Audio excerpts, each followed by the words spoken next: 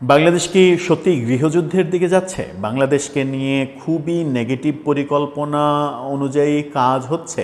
কেউ কেউ এই পরিকল্পনা করছে এবং স্পেসিফিকলি এরকম গোয়েন্দা রিপোর্ট চলে এসেছে, যেটা একজন সাংবাদিক এই রিপোর্টটা ফাঁস করে দিয়েছেন। একেবারেই নাম ধরে ছবিসহ 14 জনের একটা তালিকার কথা বলা হচ্ছে, যে 14 জন সংঘবদ্ধভাবে বাংলাদেশকে অস্থির করার মিশনে নেমেছে। তারা ঈদের পরে আরও বেশি সক্রিয় হতে চায়, ঈদের পরে বাংলাদেশের পরিস্থিতি তারা নাজেহাল করতে চায়। এই নাজেহাল করার অন্যতম বড় কারণ হচ্ছে বাংলাদেশে যে নির্বাচনের কথা বলা হচ্ছে সেই নির্বাচনটা পিছিয়ে দেয়া। নির্বাচন পিছিয়ে দিলে কাদের লাভ? কেন এই ষড়যন্ত্রর গন্ধ পাওয়া যাচ্ছে? কেন সাংবাদিকের কাছে এই ব্যাপারে গোয়েন্দা রিপোর্ট চলে আসলো? সেই প্রশ্নটা কিন্তু একটা বড় প্রশ্ন। কি হলো, কি ঘটনা, পেছনের ঘটনা, সেই আলোচনা করব এই ভিডিওতে। থাকবেন পলিটিক্স টিভির নিয়মিত আয়োজনে।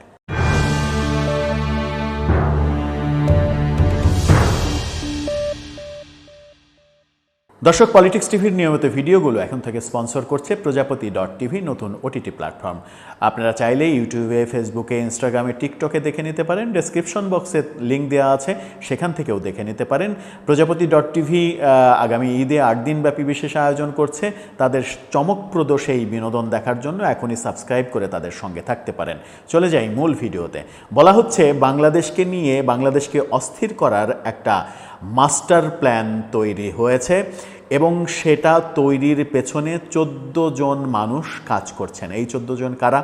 আমি নিজেও জানি না এই 14 জন কারা। সাংবাদিক জিল্লুর রহমান তার একটি ভিডিওতে এই তথ্য ফাঁস করেছেন। সাংবাদিক জিল্লুর রহমানের এই ভিডিও আবার সামাজিক যোগাযোগ মাধ্যমে শেয়ার দিয়েছেন আল জাজিরার আলোচিত সাংবাদিক জুলকারনাইন শায়ের।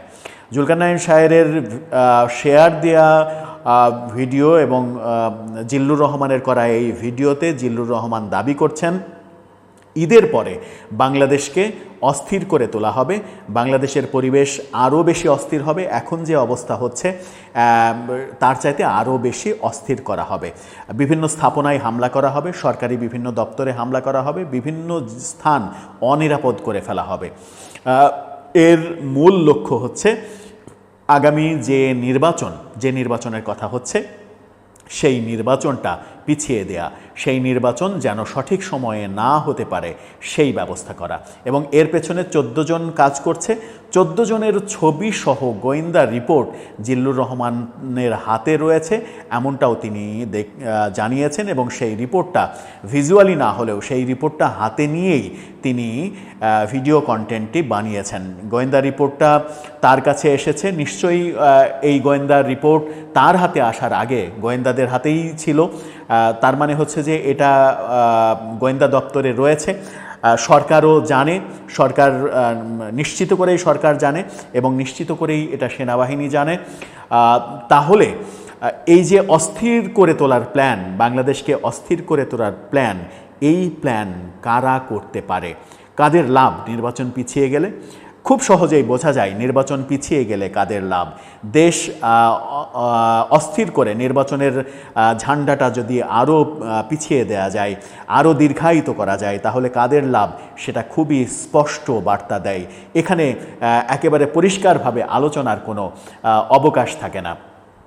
এই মুহূর্তে বাংলাদেশে যে কাণ্ডটা ঘটছে, সেনাবাহিনীর বিরুদ্ধে যে ধরনের কথাবার্তা বলা হচ্ছে, একপাক্ষিক কথাবার্তা, যে কথার কোনো ডকুমেন্টস নেই, যে কথার কোনো প্রমাণ নেই, একটি ফেসবুক পোস্ট কিংবা একটা ভিডিও বার্তা, সেই ফেসবুক পোস্ট এবং ভিডিও বার্তায় যেভাবে সেনাবাহিনীকে খাটো করা হয়েছে, যেভাবে সেনাবাহিনীকে প্রশ্নবিদ্ধ করা হয়েছে এবং তাতে করে দেশকে একেবারে একটা গৃহযুদ্ধের দিকে ঠেলে দেওয়া হচ্ছে, সেটা নাকি আরও বেশি ভয়াবহ আকার ধারণ করবে ঈদের পরে। তাহলে কি এই সেনাবাহিনীর পেছনে লাগা এটাও ওই কর্মকাণ্ডের ধারাবাহিকতা?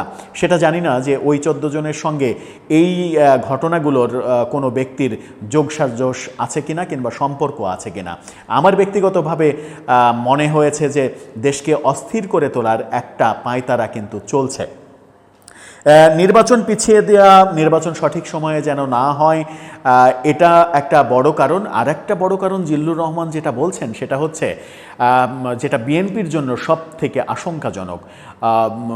তিনি বলছেন যে এই গোয়েন্দা রিপোর্ট বলছে এর মূল উদ্দেশ্য নির্বাচনকে পিছিয়ে দেয়া এবং বিএনপিকে দুর্বল করে দেয়া, ছলে বলে কলে কৌশলে বিএনপিকে দুর্বল করে দেয়া, বিএনপি যেন অসহায় হয়ে যায়, বিএনপি যেন নিস্তেজ হয়ে যায়, বিএনপি যেন দুর্বল হয়ে যায়, যাতে করে আগামী নির্বাচনে বিএনপি তার কাঙ্ক্ষিত ফলাফল যেন অর্জন করতে না পারে।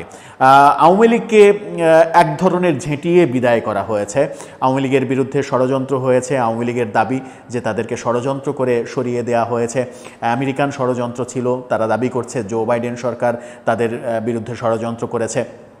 ষড়যন্ত্র তত্ত্ব যদি সত্য হয় তাহলে ষড়যন্ত্র কি এখনও চলছে?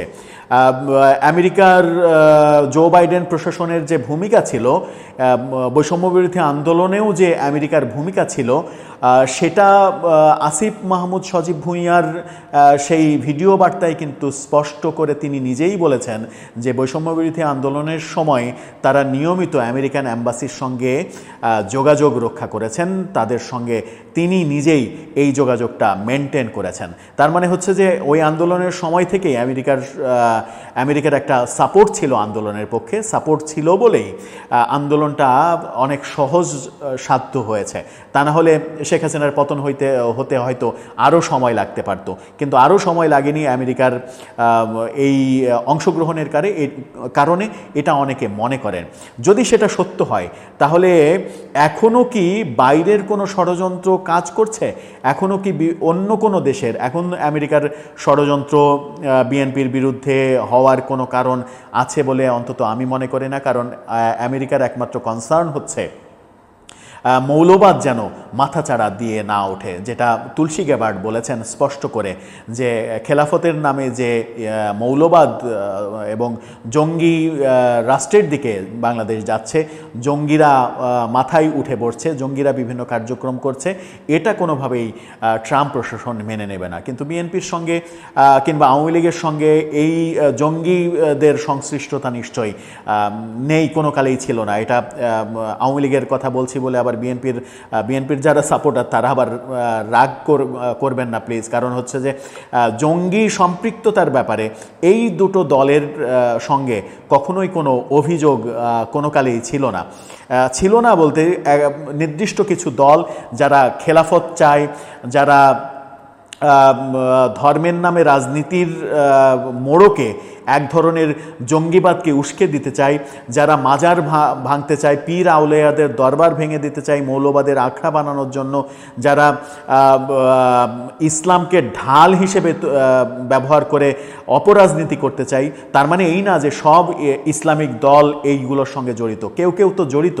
তো কেউ কেউ জড়িত, তারা যদি লাভবান হয় সেই কর্মকাণ্ডের সঙ্গে নিশ্চয়ই বিএনপির কোনো সম্পৃক্ততা থাকবে না, নিশ্চয়ই আওয়ামী লীগের কোনো সম্পৃক্ততা থাকবে না। তাহলে এই ষড়যন্ত্র এবং সেই রিপোর্টে বলা হচ্ছে একেবারে স্পষ্ট, জিল্লুর রহমান বলছেন যে বিএনপিকে দুর্বল করা যেমন একটা লক্ষ্য, দেশে ইসলামিক যে দলগুলো ইসলামপন্থা সংসদে যেন অনেক বেশি পরিমাণে ইসলামপন্থী দলগুলো, ইসলামপন্থী সংসদ সদস্য থাকে, সেই উদ্যোগও এই তত্ত্বের মধ্যে রয়েছে। তার মানে হচ্ছে বিএনপিকে সাইড করে দিয়ে অন্যরা যদি রাষ্ট্র ক্ষমতায় বসতে পারে তাহলে তাদের আখেরে অনেকগুলো লাভ একসঙ্গে হবে, সেরকম রিপোর্টই নাকি গোয়েন্দারা উদ্ঘাটন করেছেন। এই রিপোর্ট যদি সত্য হয় তাহলে আমার মনে হয় যে সরকারের ঊর্ধ্বতন কর্তৃপক্ষ এই ব্যাপারে যথেষ্ট সচেতন হবেন। নিশ্চয়ই দেশপ্রেমিক সেনাবাহিনীও এই ব্যাপারে সচেতন হবেন। আর সরকার যদি এই রিপোর্ট পাওয়ার পরেও তারা উদ্যোগী না হয় তাহলে কিন্তু তাদেরকে একটা দুর্নাম কাঁধে বয়ে বেড়াতে হবে যে এই ষড়যন্ত্রকে স্টাবলিশ করতে সরকারও সহযোগিতা করেছে। সেটা নিশ্চয়ই ডক্টর ইউনূসের নেতৃত্বাধীন এই সরকার করবে না। তাদের প্রতি অন্তত এই মিনিমাম আস্থা বাংলাদেশের জনগণের রয়েছে। জিল্লুর রহমানের রিপোর্ট সত্য না হোক, এটা অন্তত আমি মনে প্রাণে চাই, এরকম ষড়যন্ত্র না হোক। কারণ একটা বড় দল গিয়েছে আর একটা বড় দলের সঙ্গে ষড়যন্ত্র করে তাদেরকে দমিয়ে রেখে যদি বাংলাদেশে পাকিস্তান পন্থা প্রতিষ্ঠিত করার চেষ্টা করা হয় তাহলে এটা বাংলাদেশের ভবিষ্যতের জন্য ভয়াবহ আশঙ্কাজনক হবে।